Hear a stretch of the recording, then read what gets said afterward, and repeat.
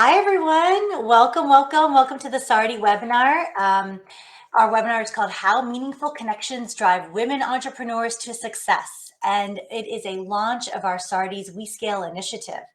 My name is Komal Bazaz-Smith, and I'm the project director for the USAID Digital Connectivity and Cybersecurity Partnership Programs.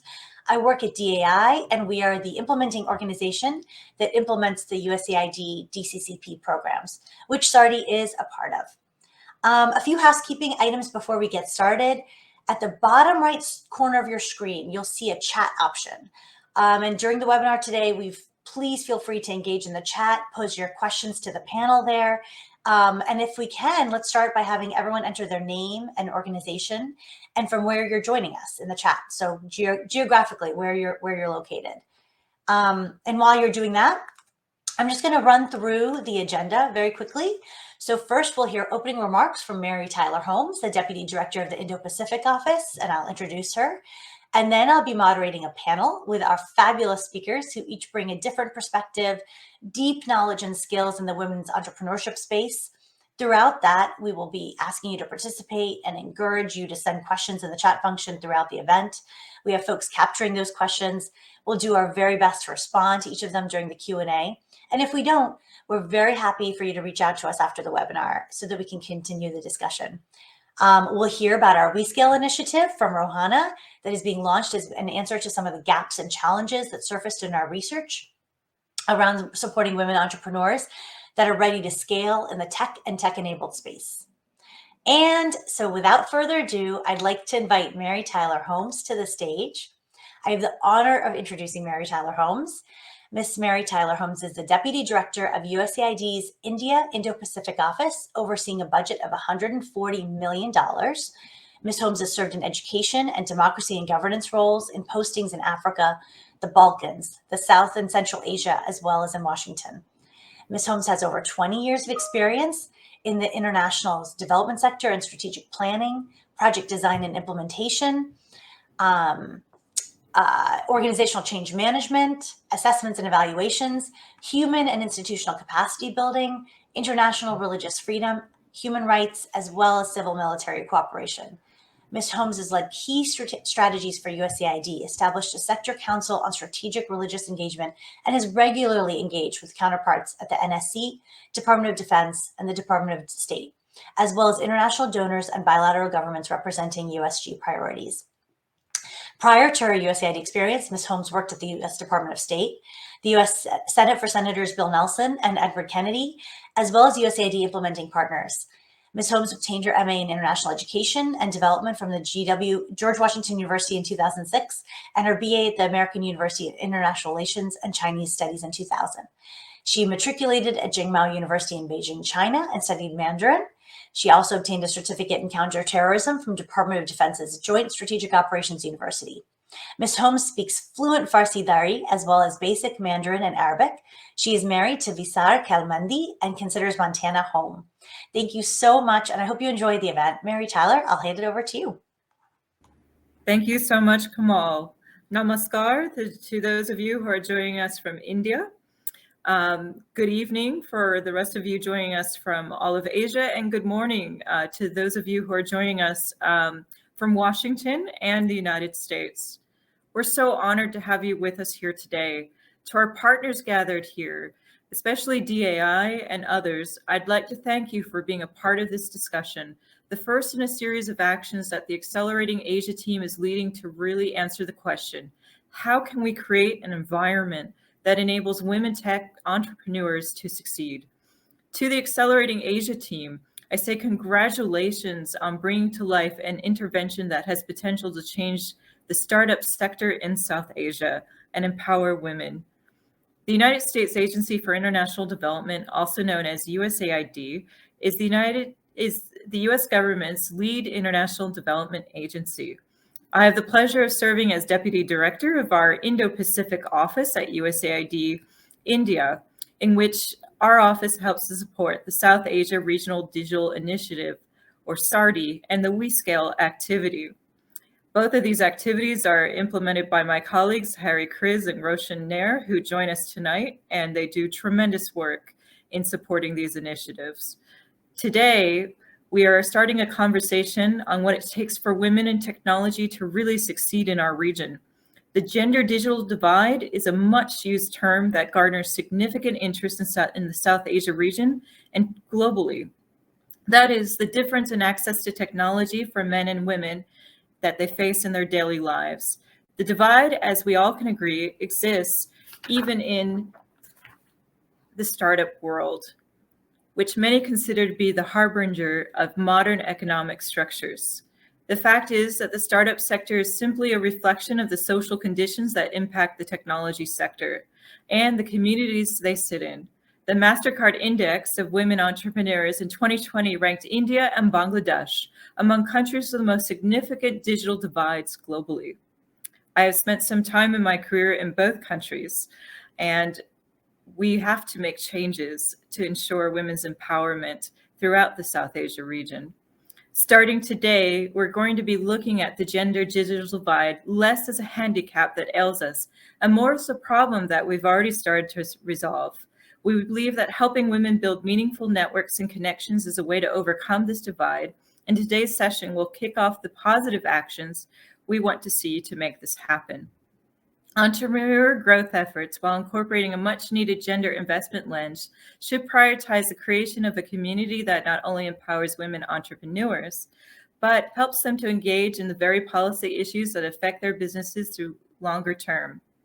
Let's hope they also can strive to protect these organizations from any financial instability.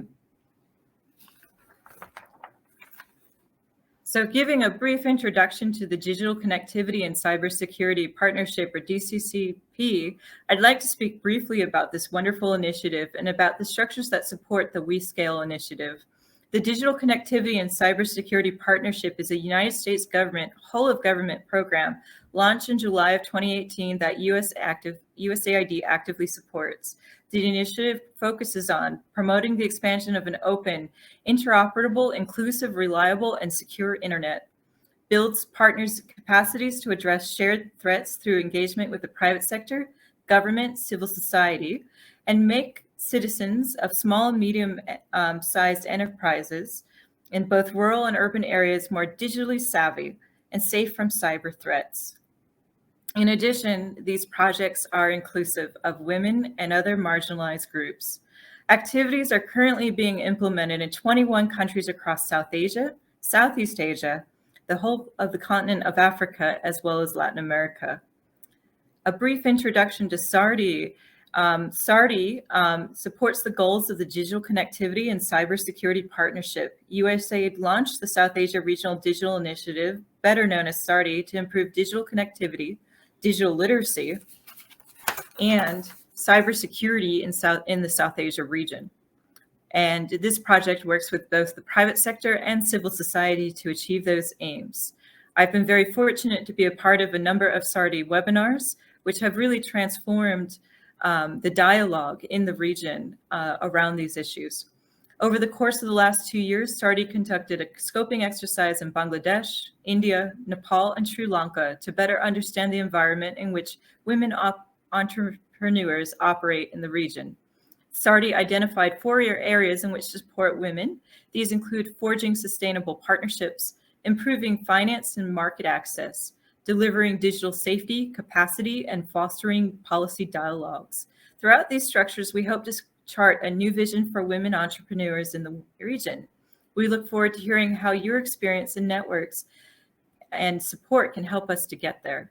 I'd like to take this chance again to thank the team for the event, Winnie, Tina, Rohana, and many others on the Accelerating Asia team who have put together an inspired, well-organized discussion.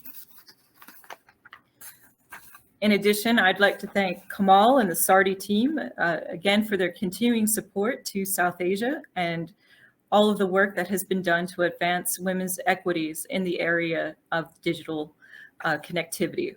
With that, I welcome the SARDI WeScale discussion on how meaningful connections drive women entrepreneurs to success. And may the deliberations begin. Thank you very much. Hi, everybody. Thank you so much, Mary Tyler. That was fantastic. Really benefit so much from your great leadership. As Mary Tyler mentioned, we're building an initiative that seeks to answer some of the gaps we saw in support, peer collaboration and mentoring, financing, policy engagement, safe and secure digital engagement, and skill building for these later stage women entrepreneurs. The speakers on the stage right now each have deep expertise, knowledge, and experience with this particular cohort of business owners, and that's why we invited them to this very special event. Deepti Ravula is Chief Executive Officer for WeHub, India's first and only state-led incubator to promote and foster women's entrepreneurship. Deepti is fellow and board member at many institutions with years of experience in engineering and leadership. Jennifer Buckley is founder and managing editor of Swift Capital, a women-led independent impact investment firm anchored in Southeast Asia, focusing on investing equity and quasi-equity capital into growth stage businesses. Jennifer has 2 decades in private equity leadership experience focused on growing mid-sized businesses across Europe and Asia. Ashutosh Tiwari is the managing director of Safal Partners, one of our esteemed local partners on this cross-regional work, and Nepal's first business operations-focused investment firm, which works with small and medium manufacturing companies. Ashutosh is an organizational leader with 20 years of professional experiences in Nepal and Bangladesh. He has also led at the country level several private sector companies. Tina Jabin is the managing director and CEO of Startup Bangladesh Limited, ICT division, the first and only venture capital fund sponsored by the government of Bangladesh. Tina also served as a senior policy advisor to the ICT ministry. She brings 25 plus years of Silicon Valley experience in collaborating on complex projects across multiple stakeholder groups. And with that, let's get started.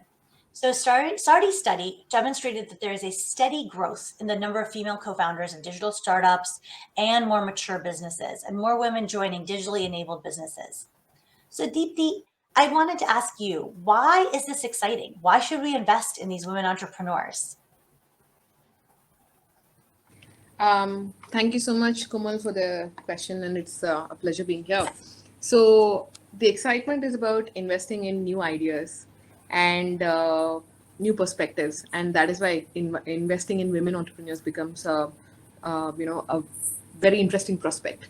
So if you look at any kind of purchasing decisions by anybody in the world, if you will always notice that the most of the decisions are taken by the consumers, but who mostly happen to be women.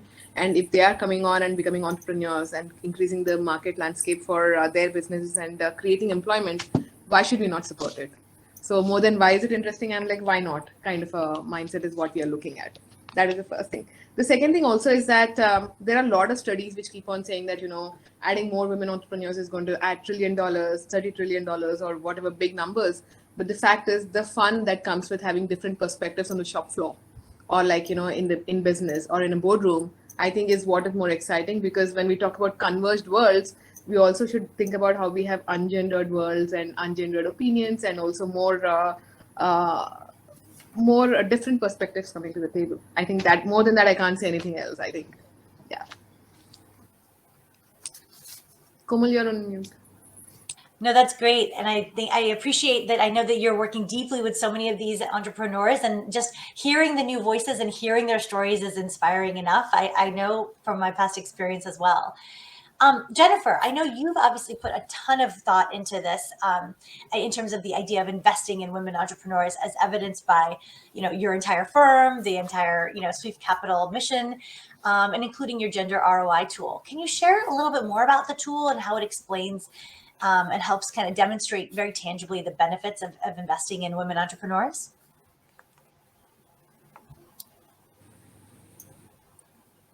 I think I'm on mute. So thanks, Komal, and thanks for the great question. And it's an honor to be with all of you here today to have this discussion. I think, as Komal mentioned, from the Swift Capital perspective, the way we think about investment is very much linked to a woman's lens. And we look at that from the perspective of what we invest in and working with the entrepreneurs through to us as a team, ensuring that there is a strong diversity lens within the intermediary base, people taking decisions around investments, and also our clients, the people that are investing in us and looking at aspects there. From before going directly into the tool, what a comment that I would make is that the whole foundation for how SWEEF came about in some ways was actually with respect to thinking about how we were mobilizing capital into the healthcare system. I've worked in private equity now for 25 years, and so I was seeing a lot of healthcare deals, from the mainstream PE perspective, and then looking at needs on the ground, and the fact that in the healthcare industry, over 80% of care professionals are women. I was also seeing the underfunding with respect to women's health when you think about it from innovation perspective, medical research perspective, the way budgets are being allocated in a hospital environment or a secondary environment. So that made us as a team think about the fact that if we're seeing that in healthcare, the fact that we're undervaluing women's role and importance and a really critical part of the economy and society, what is happening in other sectors. So the work that we do is really looking at, if you're an enterprise, how is diversity playing a role with respect to what are the dynamics of the workforce in an industry? What are the dynamics from a consumer base in an industry? And also, what does the leadership look like within an industry and within individual organizations? And so the gender ROI tool that Kamal mentioned is really a framework and it's called ROI. The ROI stands in this case for resilience, opportunity, and inclusion. So it's actually looking at how do we ensure that economies are resilient, because we're really looking at the pools of diversity and how that's playing in to an overall economy and women themselves. How do we ensure women in our societies are resilient? How do we ensure that they have the opportunities that they should, where we can get the benefit of those women within our economies and societies? And also when we're giving those opportunities, how do we ensure that that is being done in an inclusive environment? So the tool itself is looking at enterprises and businesses across 4 different dimensions. It's looking at leadership, it's looking at the workforce, it's thinking about value chains, and it's thinking about society and the business's role within its broader community.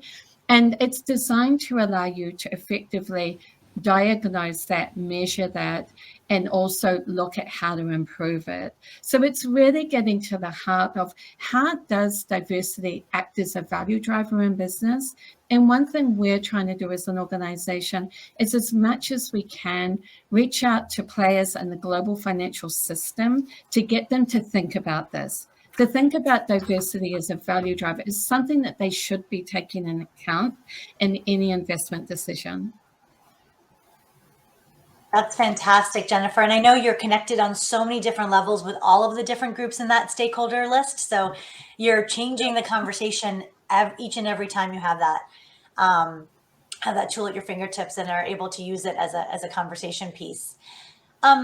I wanted to switch gears just a little bit. I mean, I think, we've mentioned a little bit about how SARDI has done this great deep research across all these different 4 countries, Nepal, Sri Lanka, Bangladesh, and India.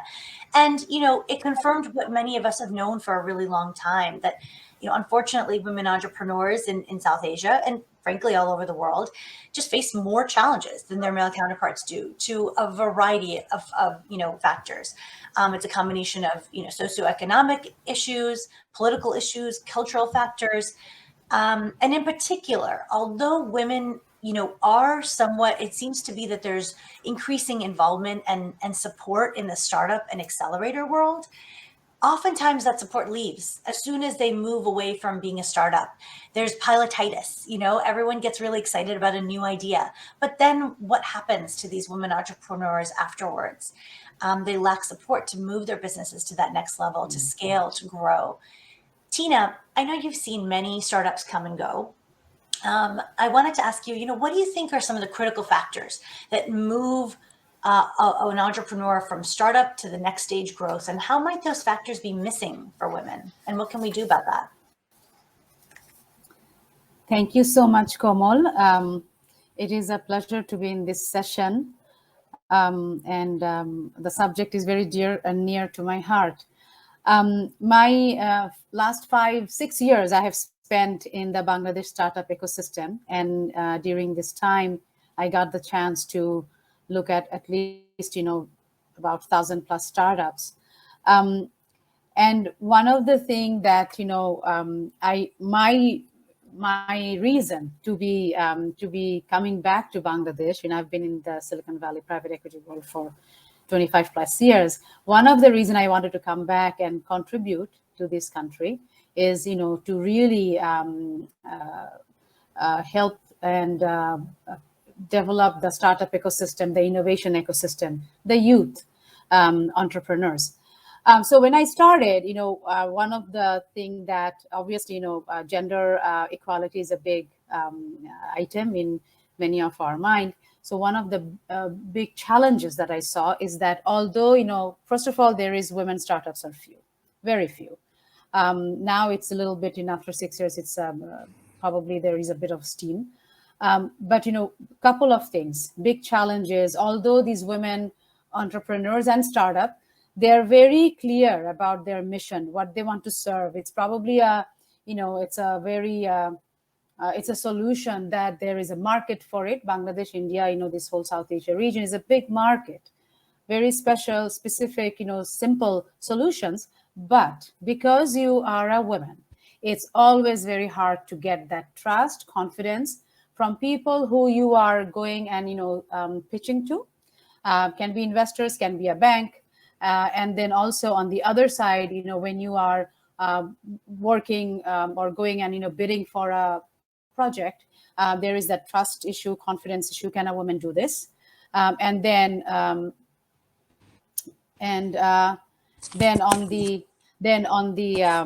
the client side, usually, women, there is that social norm. So, these are very deep-seated issues, social issues where we will look at a women entrepreneur, same as, the counterpart, entrepreneur is a counterpart. So these are big ones. The other thing is technical issues. So that is, knowledge. In many of these cases, what I have seen is these women entrepreneurs, although very passionate, have a very, very good model, what they want to do, but they don't have the business skills, the technical know-hows, how to go and, do deal negotiations, how to do the valuations for their company. So all kinds of, pre and post deal engagement related issues.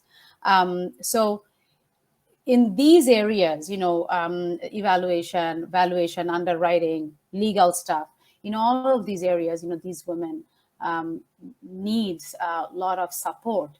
And that's why, a project like this, the WeScale project, which is being, which has been launched, is very, very important, because although this is, if you look at the reach is going to be very big, the impact is going to be very big. So we have seen that with many startups and many entrepreneurs, especially from my perspective, in Bangladesh.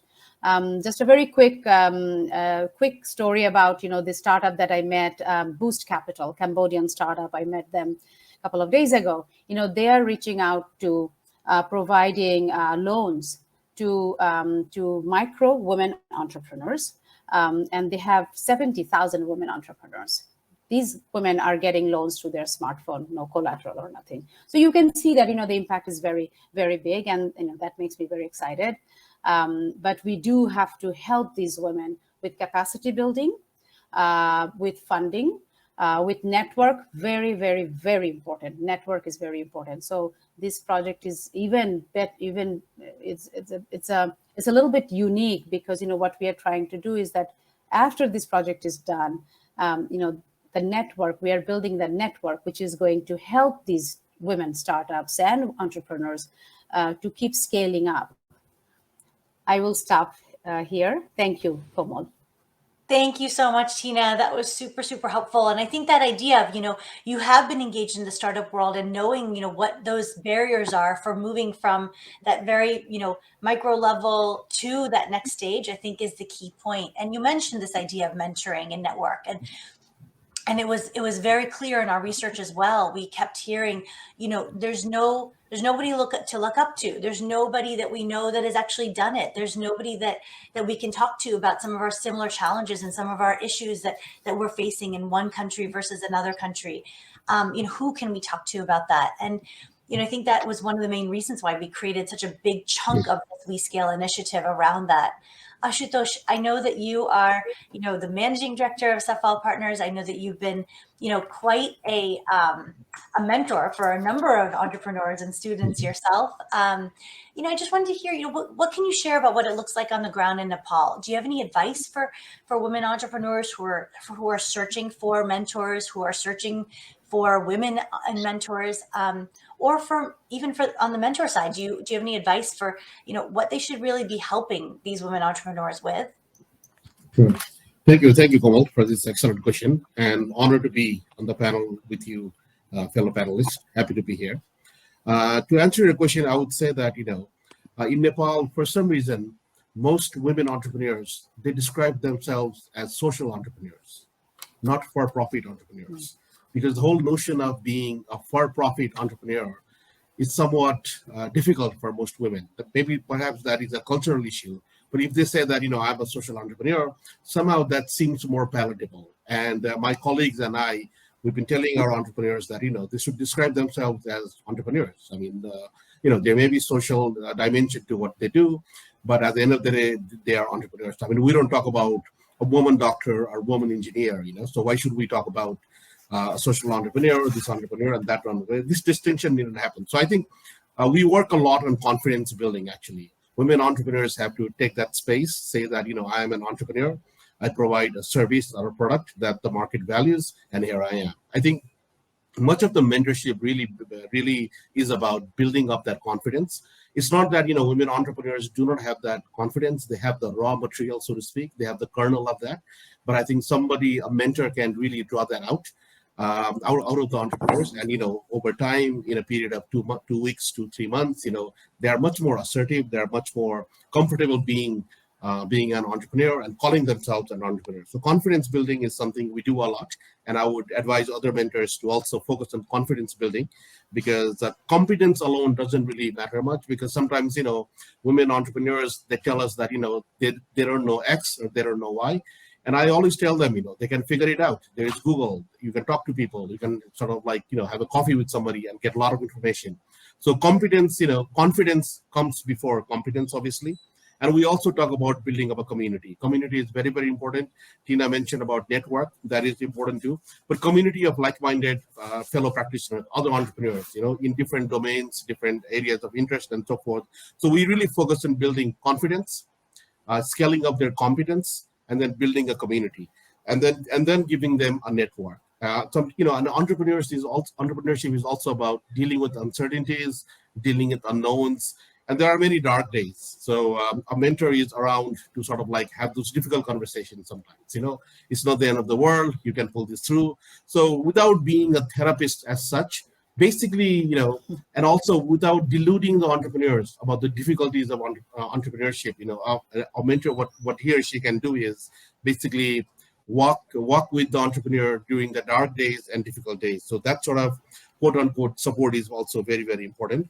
And linking entrepreneurs with funding mechanisms. In Nepal, access to capital is very, very difficult. Banks here, they want land as collateral, and many women, they do not own land. The land is not in their name, maybe in their father's name or in their husband's name. And usually with joint family, the ownership of land, using land as collateral is very difficult. So making it easier for women entrepreneurs to access capital.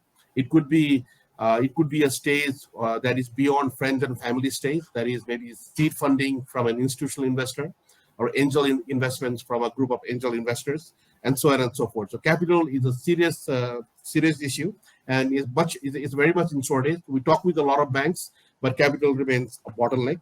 And also infrastructure in terms of co-working spaces, accelerators, incubators, where women entrepreneurs can mingle with other women entrepreneurs, have access to mentors, funders, and so forth. Infrastructure, just physical space where people can come together, share their issues and so forth. That is also very much lacking. We try to do what we can with the limited resources that we have, but I think these are some of the issues. And regulators, however, haven't really taken up women entrepreneurship seriously. Regulators think of women entrepreneurs as a charity case. I'm so sad to report, but they have to see women as a force of their own, sort of women who have agencies of their own. They can do a lot of work, and providing that space in terms of making an ease on regulations will be very helpful, and that is something we are working on at the moment. I'll stop here, Komal, and maybe take more questions down the road.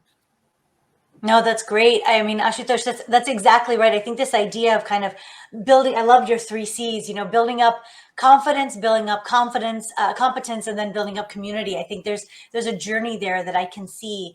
And, I want to ask, all of the panelists, I mean, how do you do that? How do you do that on a day-to-day basis? What does that look like? How do you match? And I think, there's even a question of kind of trust and ability to open up and feel some of that confidence building. There's a relationship that has to be built. How do you do some of that matchmaking between the women entrepreneur and the mentor? How do you get a sense for who's going to be a right person for another person? I think, hearing from Tina, Deepthi, Jennifer, please, jump in. I want to hear what you guys have seen in your experience. And, as a reminder to participants, please go ahead and we would love to answer questions so put them in the chat, and we'll be able to answer them sort of after we finish some of these broader questions. Go ahead, Tina, Deepthi, Jennifer, any of you want to jump in? I can jump in if you allow me. This is a story I always share, and it's a huge success story of a mental well-being platform startup. And 5 years ago, I met this woman who had a job, but she had this passion to launch this mental well-being platform for people in Bangladesh. And I mean, it's gender agnostic, and nobody took her seriously. When she was going and pitching, nobody took her seriously. And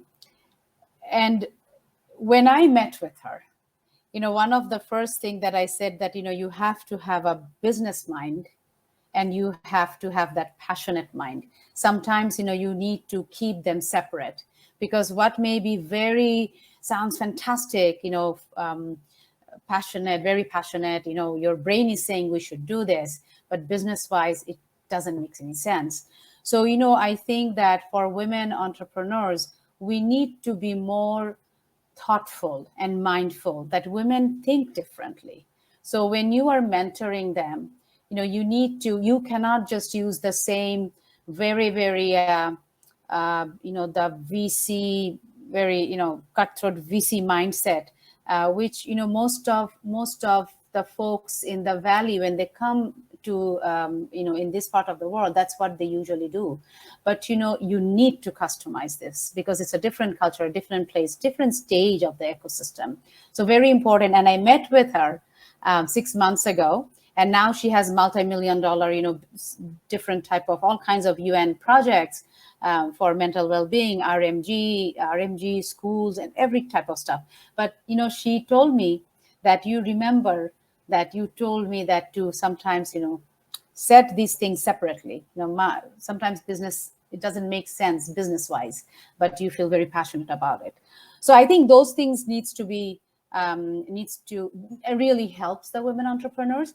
And I also think that, women needs to be advocates of women. There is no other way around it. If we are not advocates of women, why would we expect anyone else would be? So that has really helped.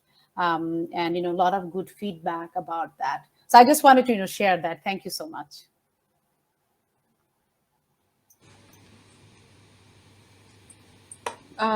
If I can pitch in.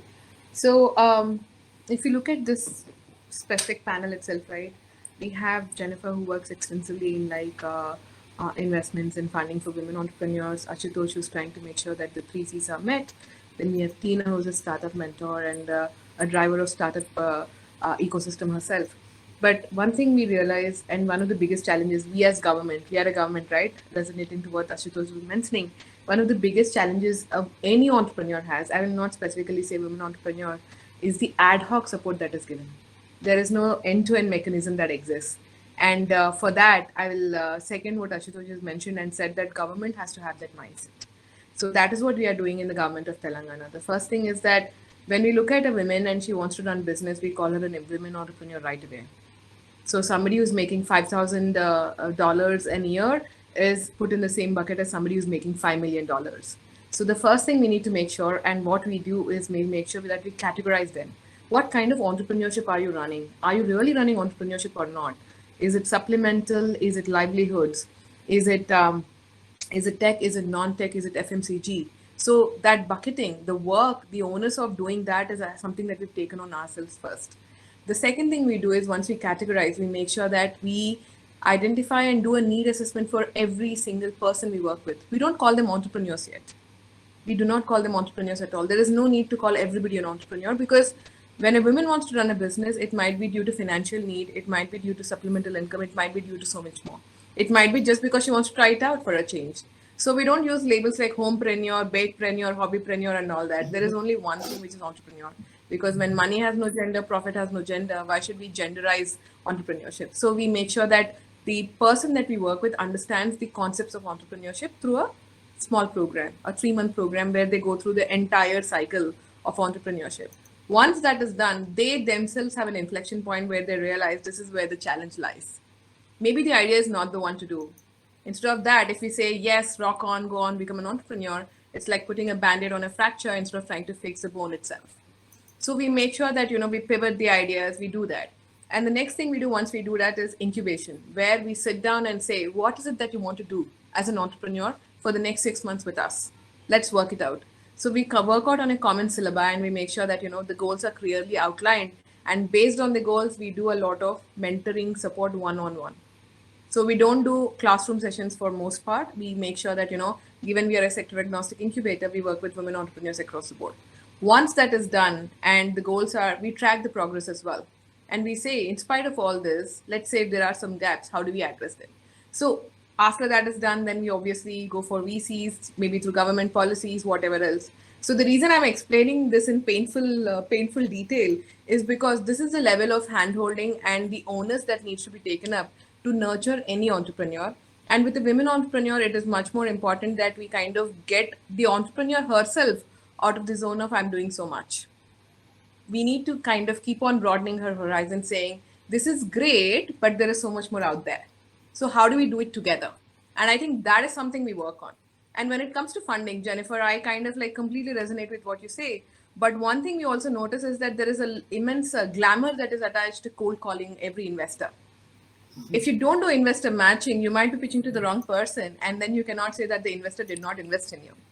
And the second thing is, how do we make sure that that kind of matching happens and the entrepreneur understands how to pitch to an investor? It's not enough to pitch to any investor or every investor. It's important to pitch to the right investor and keep pitching to them in a manner where, if you say that you will do something in 6 months, if somebody is interested in you and 6 months later you have not delivered it, that investor will not invest in you. So how do you take accountability on self?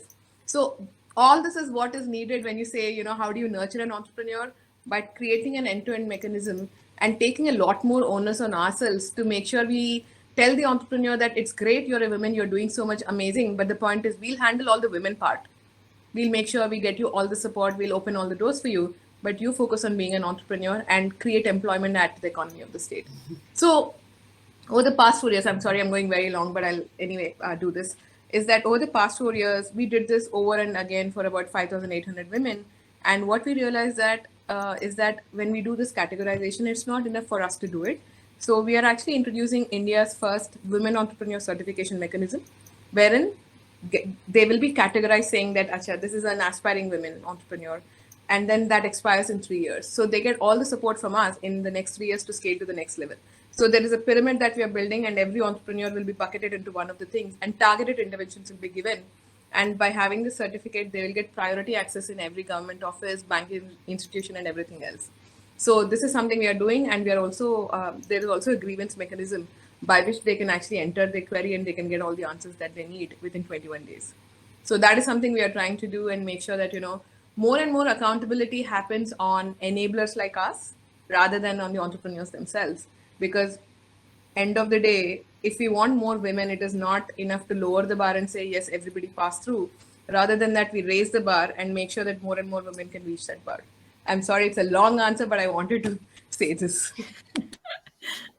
Don't apologize. That's fantastic. I love hearing about the model that you created. And I love the idea of let us take on the idea of women, let us take on those challenges, and you concentrate on being an entrepreneur. I think that is such a fantastic way to frame it. Jennifer, I noticed you were about to go and jump in. Please go ahead. Yeah, and I know we don't have a lot of time, so I'll We're try. good. We're totally fine. Please go ahead. But yeah, absolutely. This idea of accountability is quite important, and this ability to listen. And it's a bit of an aside, but it is something that I do talk to other fund managers about and the entrepreneurs themselves. When you're going into an investor discussion, it's actually important to listen to the investors too. So my advice to them is always get them to speak first so you actually know what their mandate is so you can respond to it. And if you're not with the mandate, then we haven't all done our job in guiding them on the matchmaking, making sure that they're getting in front of the right funders. And it's great you're working on it. And it just sounds like a fantastic program. On just going back to the question about mentorship there, I think there is two observations. One is as far as the 3 C's. In order to put our view would be from our experiences at Sweeth, in order to put the entrepreneurs in the position where we can give them the vision for what that can look like. Having role models in place is really important. So as much as we can really tell the stories of others that have gone ahead and been on that journey to open their eyes that this is possible. And it's really a question of where they want to be on that journey, how large they want to grow their companies, what they want that to look like, but actually helping open up their eyes to the possibilities. And then on the mentorship element, it does come back to a lot of listening going on there, because I think from the Sweeth experience, we're coming in, we're a stakeholder in the business. We spend a lot of time with the entrepreneur. As Tina mentioned, there's different models of how to go about that. And our models probably, our whole culture is set up in a way that we really are seen to be a trusted long-term partner alongside the entrepreneur. And we're there for them to help them work through any growth ideas, but also challenges that come up along the way. So when we're thinking about the mentorship aspects of doing that, there's an element of what we can do in mentoring those entrepreneurs, which our ability to do that is driven from listening to where those needs are coming up, both in the early part of our work with them, but also on this ad hoc basis over time. Any business on a daily basis, things are going to come up. So being there as a sounding board and ensuring that programs are set up in a way that there are these sounding boards around the entrepreneurs is quite important. But also having the mentors that have walked in their shoes. So I think this is where the idea of mentoring programs, where we're putting together cohorts and groups of entrepreneurs together, have a certain benefit, because it's the entrepreneurs being able to listen to each other and build the 3 C's together with each other, because at different points of time, they'll be at different stages in their development. So having that available to them for the long term, I think is really something to think through from the mentorship perspective. And also that ask of the entrepreneurs that we're all supporting in different ways as they're growing and becoming successful, encouraging them to give back to the other entrepreneurs that are coming through, because I think that's going to benefit the overall community. I think that's so well said, Jennifer. And I'm seeing a number of questions in the chat, particularly focused on some of these points that you guys are just making. So I'm going to switch over to the Q&A just so we have enough time. there's one question for Jennifer in particular, but I think that many of you could speak to this. So please jump in after Jennifer's mentioned. It seems that building momentum for women entrepreneurs' access to capital is critical to start change. But do you have any specific thoughts about creating incentives for donors and investors to invest in women-owned businesses? And I'm pretty sure, Jennifer, you have a lot of thoughts on this. Yeah, well, I think there's so many incentives already out there, not just alone that many of the donors have made commitments to things like what was the 2X challenge, now it's the 2X collaborative, where they're meant to be measured on the amount of capital that's been mobilized for women. So I think a lot of this is coming down. So I'm not sure it's about the incentives often from what I've seen. It's more around those commitments being made and then translated in a way that the programming works for the entrepreneurial communities. So this is why I'm really excited about the Accelerating Asia program, because I think, we've seen in the past that some of the programming that's been developed for women entrepreneurs has been very focused on accelerator, incubator type models at the beginning. And I think we've all learned from those models around this need for the ad hoc support, the long-term intervention, and that's been taken on board. And you've built a new program around creating that environment for the entrepreneurs. But I would love to get others' thoughts in the panel on that topic. If I could add to that, I think, in our case, we give out grants, actually, straight out grants to around 60 MSMEs, most of whom are women run in agriculture, actually. And these women entrepreneurs themselves added, additional 60%. So we gave them, let's say, $100, they added $60 of their own. And the money that came in as grant primed the pump, as it were. So that allowed them to see the potential of money, potential of what they could do with that money, and they wanted to contribute from their side. Initially, they were not going to put in any money, in the absence of our money. So sometimes grants work. Actually, grants work if there is a leverage component attached to the grant. And once women entrepreneurs feel comfortable using the money for, to buy things, to hire people and so forth, they are more likely to be receptive to investments down the road. So investment, either equity investment or most likely a short loan sort of investment. And, that sort of financial literacy, financial competence could be built up from there on. And in no time, in 18 months to 24 months, these women entrepreneurs can handle larger sums of money. They have the confidence to talk to investors and also to other capital providers. So that's how we've worked in our little area of work in Western Nepal. I'll stop here. Komal? That's so great. And Ashutosh, I love the specificity of, how you've laid out the ways that you introduce each parts of those particular components of content in each stage.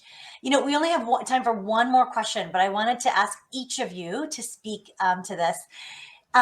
We're building this network. We've launched WeScale, and what advice do you have for us? What is the one critical thing that you see that is potentially missing, or that you think that we need to make sure there's this particular stakeholder you have not reached out to, or you're not thinking about? What can we do to make sure that we have all of the components for us to be successful to address some of these gaps that you guys have so clearly laid out? Tina, I'll start with you. Thank you, Komal. I think one of the things that we may want to emphasize, amplify, and if needed, also assist with, networking with, platforms such as we have, is that there is a little bit more emphasis on the startups rather than entrepreneurs. This whole program is about startups, and it's actually women entrepreneurs. It includes SMEs, MSMEs, startups. So that's one. And then also, it needs to be regionally inclusive. So, not just the urban areas.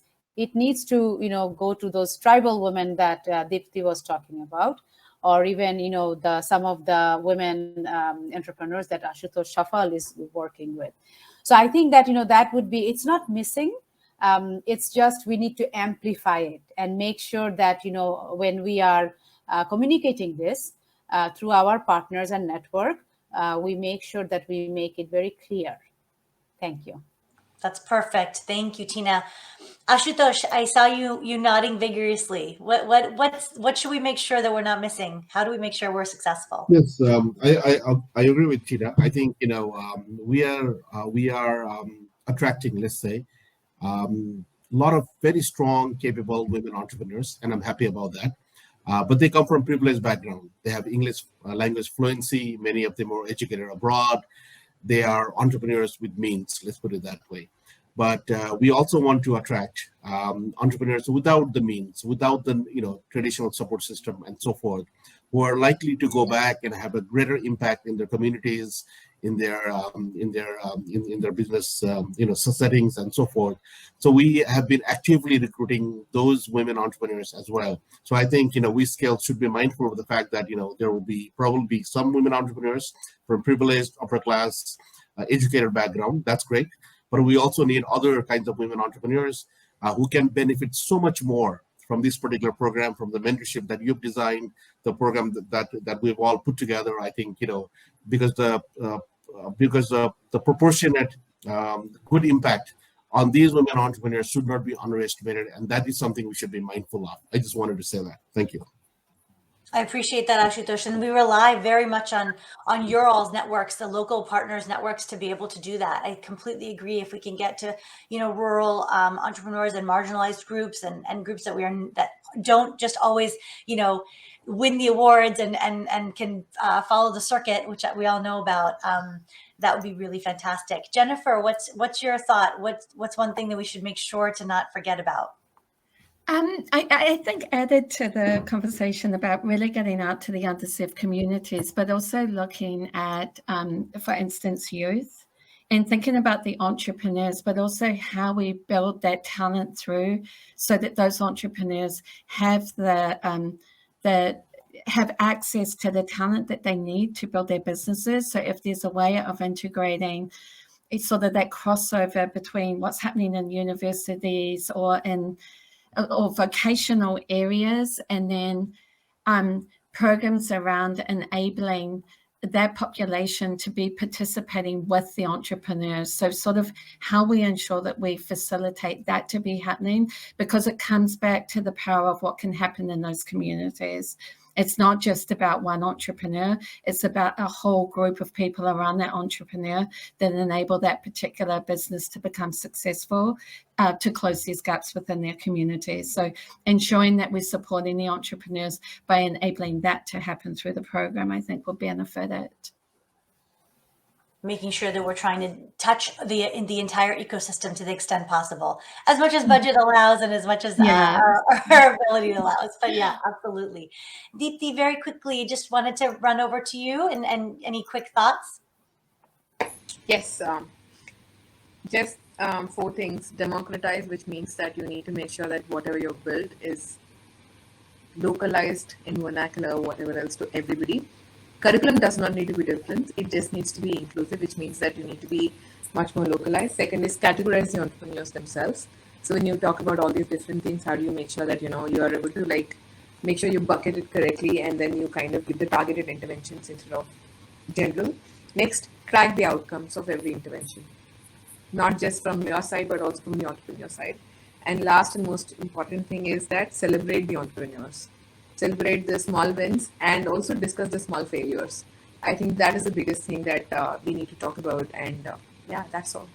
Just have fun, I guess. We plan to. I can't thank you all enough. We've just had a great and engaging discussion. Thank you so much for all your stories. You clearly understand this world so well. And don't worry, we will be reaching out to you for help and support and insights throughout the way. We need mentors just as much as the women entrepreneurs do. So thank you so much.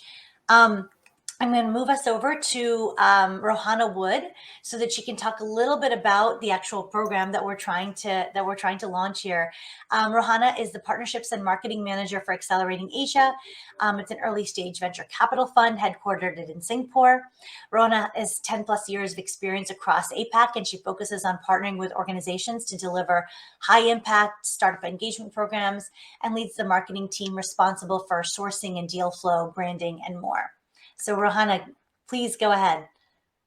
Thank you, Kamal, and thanks to all of the panelists today for those insights. I think you definitely shed light on a lot of challenges for women entrepreneurs and gave us a ton of great advice as well for the program. So definitely taken a lot of notes. As Kamal mentioned, I'm Rohana Wood from Accelerating Asia, and I'm really excited to introduce the program that we've been talking about today called WeScale, which SARDI has developed as one solution to support women entrepreneurs and some of the challenges that we've discussed earlier. So the cross-regional network that we've been talking about will be led by SARDI and run by us at Accelerating Asia and our network of consortia partners, who I will get to in a little bit, who have a depth of experience across the region working with entrepreneurs and on a range of different programs. So first of all, what is the WeScale program? Well, it includes three main parts. A program network featuring experienced entrepreneurs, mentors, investors, government, and other key players in the innovation ecosystem that will support women entrepreneurs to grow their businesses. This program network will have access to tools, events, materials, and programs to level up how they engage with women entrepreneurs. The other component is our program for those women entrepreneurs. So there's two of these. The first is WeScale, which is a 12-week virtual program created to get female-led companies ready to grow their business. And the second is WeScale Plus, which is an intensive 4-week program with a live summit that aims to distill the lessons learned through WeScale and help those entrepreneurs attract fundraising, but also then expand into new markets. We're really excited and driven by the goals of SARDI and the program itself. As part of the regional initiative, the program is designed to strengthen the digital capacity of enterprises, raise awareness around cybersecurity, and foster opportunities for SMEs, capital allocators, and governments to engage and partner together. The panel touched upon how there are real challenges faced by women entrepreneurs in these 4 markets, including gaps in technical skills, and how a network and a program can help to plug those gaps. And that's also where the regional network becomes really, really important in terms of bringing together a cross-sector of organizations and industries to help unblock a lot of those challenges the panel mentioned. So for example, with raising capital, investors, capital allocators, funders often share insights, different deals, different opportunities, different solutions with each other, and opportunities to fund and find those entrepreneurs to fund. By having a network of capital allocators together with women entrepreneurs, these entrepreneurs can help find fundraising quicker. They can also then help to learn what capital allocators are looking for, and it can help them to build their business. A network becomes really important as well when you're growing and expanding into new markets, domestically and regionally. Having a broader network can support these women entrepreneurs to grow, whether it's collecting information on local market dynamics in preparation to launch in a new market, supporting market entry, or having a key contact on the ground to introduce businesses to potential partners and clients.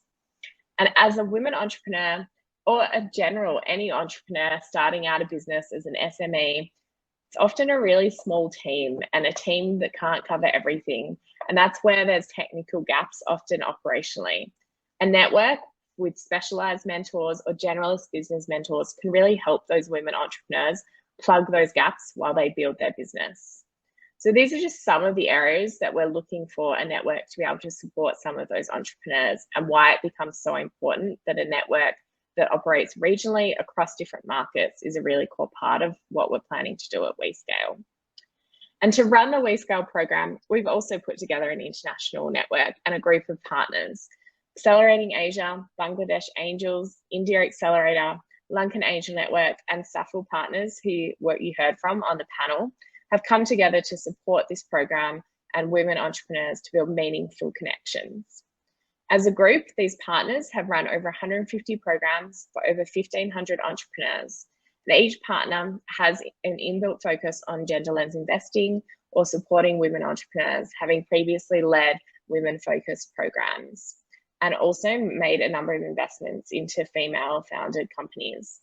They also all have a range of different women investor and funded networks and chapters as well. So we're really excited to be able to come together for this. Now, how can you get involved if you're interested in joining us as well? So there's a range of ways to get involved with WeScale program and to participate as a partner and an entrepreneur. So first of all, entrepreneur applicants. So we're currently seeking women entrepreneurs to join the program. There's 2 more weeks in order to apply. So the deadline to apply and join will be the end of December. So we're really looking for women entrepreneurs who are running women-led companies. These companies are tech-focused or tech-enabled, and they have a product or a service. We're looking for companies that are already up and running, so they're preparing to fundraise or look for capital or raise investment, and they already have a product or a service that is currently being used by customers and people in one of the 4 networks we've talked about, so India, Bangladesh, Nepal, or Sri Lanka. And then we're really focusing and hoping to find women entrepreneurs who are starting to plan and prepare to grow, whether that's domestically, regionally to a smaller market, or whether they're a regional-based women entrepreneur looking to expand out to a bigger metropolitan market, or whether they're looking to go international into one of the 4 markets across South Asia. So you can apply or recommend a women entrepreneur. You can reach out to us at WeScale at acceleratingasia.com, and we'll also definitely add the website links as well. And then on the network side, we're looking for 3 different types of people to join the network. So who should get involved? Funders. So that's financing organizations, including grant makers, which the panel mentioned earlier, philanthropists, foundations, development finance institutions, angel investors, venture capitalists, anyone who basically can look to fund or is interested in working with women entrepreneurs. So we engage with funders from across the entrepreneurial ecosystem. And by joining the network, you will gain access to a cohort of women entrepreneurs if you're interested in deal flow, opportunities to network with fellow funders, and thought leadership on how you can invest in women entrepreneurs, as well as impact management. Mentors.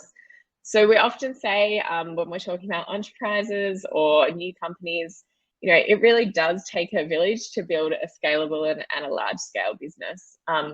And at the early stages, and when women entrepreneurs and entrepreneurs in general are just starting out, mentors can be a really vital part of that entrepreneurial journey. So maybe it's a business operations specialist or a financial guru, a marketer. There's so many, as small teams, there's only so much a team can do. And so mentors can really come in to help those women entrepreneurs to participate in conversations, provide advice on their area of speciality, a general business area, or just to be a support. Sometimes being an entrepreneur can also be a lonely journey, and that's also where mentors become really important. And then we're also looking for partners to engage in policy discussions with women entrepreneurs, partners who are interested in impact management and sharing their knowledge and skills, looking at government initiatives, whether you're a not-for-profit or a development organization or a government representative. We really do want to engage with as many people in the ecosystem as possible. So network members will be invited to events with entrepreneurs, as well as different stakeholders in the network across South Asia. We'll also be looking for opportunities to engage network members in terms of their expertise and interest. So you also get access to a full community of network partners as well. So those are just some of the ways. I've just covered a lot in a very small amount of time. And I think the panel really went into the challenges and discussions so well. And that's really what the ultimate goal of the program is in order to support women entrepreneurs to plug some of those gaps that they have in terms of capital allocation and just generally technical skills and knowledge to help them grow, and to also help them build a sustainable business that can function as well long term. It's not like what a number of the panelists said. It's not just about creating a short-term program. It's about creating longevity in a network and also in being able to support those women entrepreneurs. So you can go to the website, which we will drop into the chat at WeScale.com, and then for more info to apply as well. Or you can also reach out to me. My email is rahana@acceleratingasia.com. or you can email WeScale@acceleratingasia.com. We'd love to talk to as many of you in the network as possible. And I'm always happy to talk to anyone about women entrepreneurship in South Asia, because it's definitely something that we're really interested in. So I think I'll wrap it up there and hand it back over to Kamal. Thank you so much, Rohana, and thank you all so much for coming. I know we're over time, so I'm going to wrap it up. As Rohana mentioned, there's the website in the chat. Please connect with your networks. Please connect with us. We are so happy to engage with you all. Have your networks consider applying to this unique and impactful opportunity, and check out the details. We're dropping it into the chat, and we stand ready to partner with you. So please reach out. Thank you so much for coming, and really appreciate